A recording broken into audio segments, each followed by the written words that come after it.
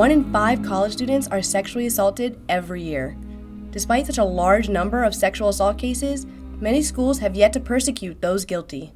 Universities across the nation need to face the survivors and answer the question, why aren't they protecting their students?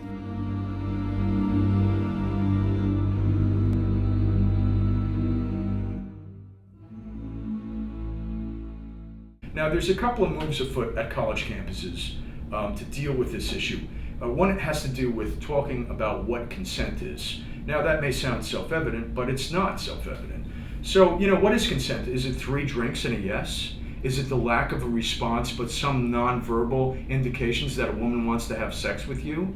What is consent? And what do you do when you're discussing that with college students? You get the transcripts and you discuss with college students, these very real consequences. What did a jury determine?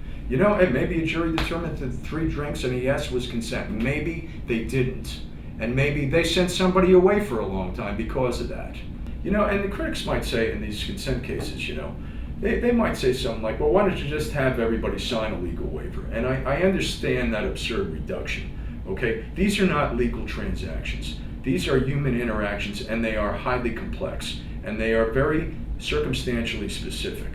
But, that doesn't mean, though, that universities should not deal with the obligation of morally instructing their students on how to behave in a civilized world.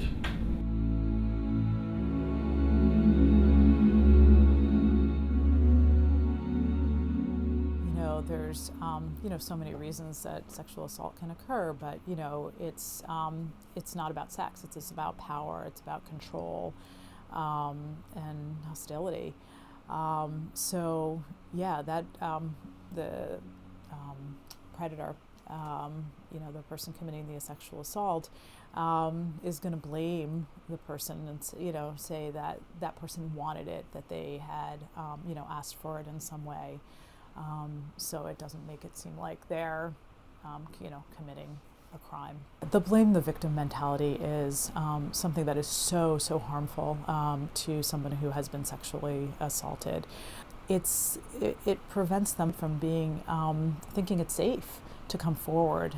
I think it's really important to understand the difference between, somebody might regret, a behavior. They might regret that they drank more than they wanted to, let's say, but that in no way means that they're to blame for being sexually assaulted.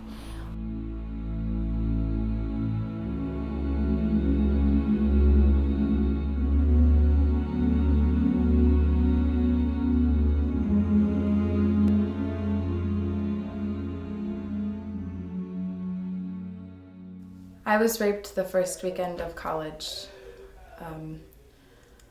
A big group of us were drinking in a dorm room, and I didn't have any more than 2 drinks. And it was around midnight, so we decided to walk back to our dorm together. And he was in the group of people. And we all walked back to his room, but the next thing I knew, we were the only 2 there, and everyone had left. And he turned off the lights and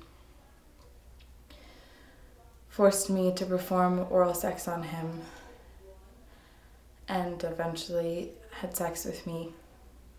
The victim in these cases must come first. The victim's interests must come first. And there's a trade-off there. This social trade-off is amazing.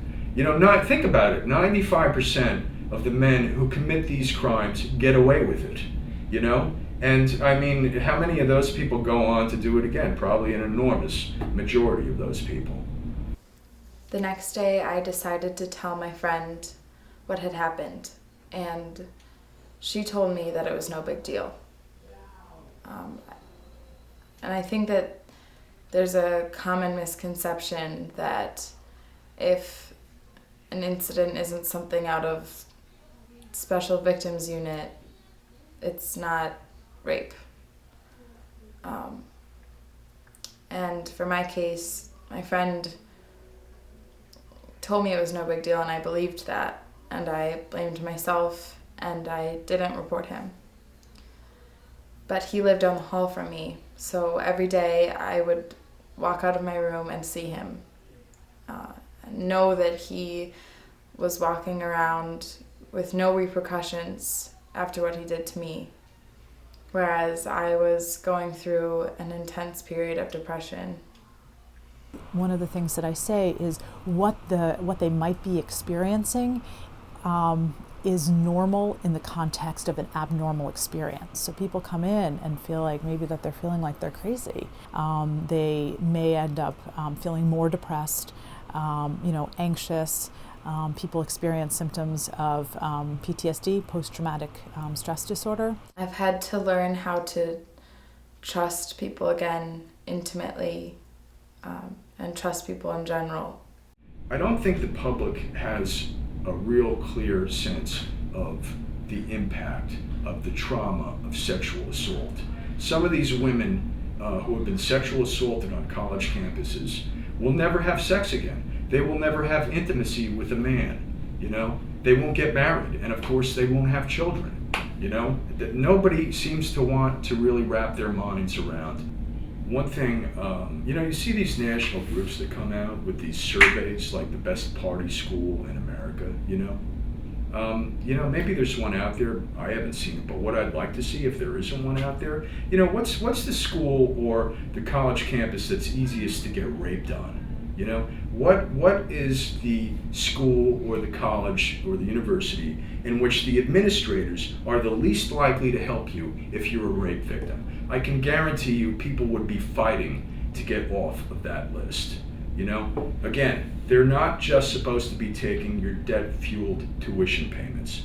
They are supposed to be morally guiding you to become a better citizen, and they are supposed to have an environment that is safe for you. Sometimes people get really upset feeling like this assault has defined them, and that the goal is to have hope that even though the sexual assault will be a part of their history, that it doesn't define who they are as a person, and that people do move on and are able to be in relationships again, are able to be in school and feel happiness.